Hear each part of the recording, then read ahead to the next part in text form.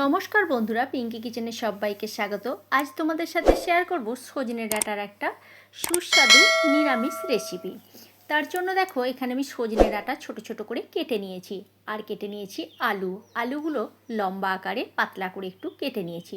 ডাঁটাগুলো কিন্তু কচি হলে তবেই এটা খেতে বেশ ভালো লাগবে।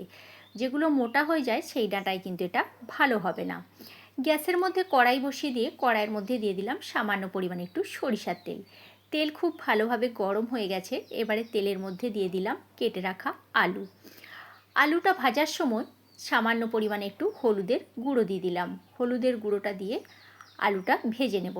আর একদিকে শিলের মধ্যে বড় চামচের 1 চামচ সাদা সর্ষে আর হাফ চামচ কালো সর্ষে, 1 ইঞ্চি আদা, 2টা কাঁচা লঙ্কা শিলের মধ্যে আমি বেটে নেব। আলুটা লালচে করে ভেজে নেওয়ার পর দিয়ে দিচ্ছি কেটে রাখা ডাঁটা আর আলু একই সাথে আরও 1 মিনিটের মতো নাড়াচাড়া করে ভেজে নিচ্ছি। ডাঁটার যাতে কাঁচা গন্ধটা চলে যায়।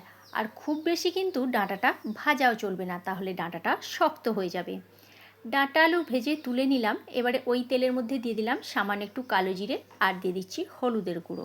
তার সাথে দিয়ে দিলাম 1 চামচ মতো কাশ্মীরি লাল লঙ্কার গুঁড়ো, এটা সম্পূর্ণ কালারের জন্য।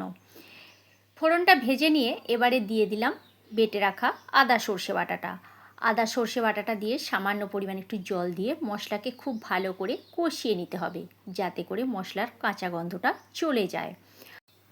ভেজে নেওয়ার পর দিয়ে দিচ্ছি এখানে একটা বড় সাইজের টমেটো পেস্ট। এখানে টমেটোর ভাগটা একটু বেশি লাগবে। টমেটো পেস্টটা দিয়ে খুব ভালো করে আবারও একটু কষিয়ে নিতে হবে, যাতে করে টমেটোর কাঁচা গন্ধটা চলে যায়। দিয়ে দিলাম স্বাদ মতো নুন আর সামান্য পরিমাণে একটু চিনি, যাতে করে স্বাদের ব্যালেন্সটা ঠিকঠাক হয়।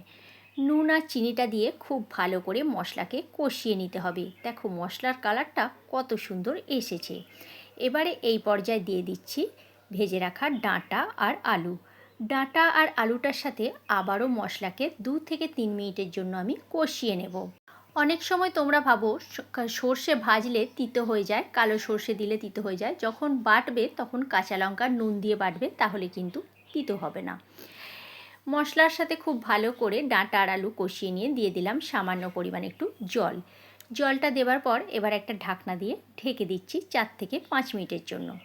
4 থেকে 5 মিনিট পর আমি ফিরে আসছি, ঢাকনাটা খুলে দিলাম। এবারে দেখব আলুটা কতটা সিদ্ধ হয়েছে। যেহেতু আলুটা ভেজে রেখেছিলাম, তাই আলুটা সিদ্ধ হতে বেশি কিন্তু সময় লাগেনি।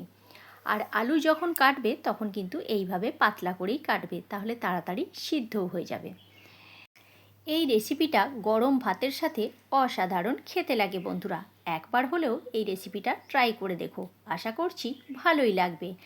রান্নাটা আমার হয়ে গেছে। ওপর থেকে একটু ধনেপাতা কুচি ছড়িয়ে দিলাম, দিয়ে গ্যাসের ফ্লেম অফ করে এবার একটা প্লেটে পরিবেশন করে দিলাম। কেমন লাগলো অবশ্যই জানিও। ভালো লাগলে অবশ্যই একটা বন্ধুদের সাথে শেয়ার করে দিও। আর নতুন বন্ধু হয়ে থাকলে আমার চ্যানেলটা সাবস্ক্রাইব করে নিও। আজকের মতো তাহলে এইখানেই, নেক্সট ভিডিওতে দেখা হচ্ছে।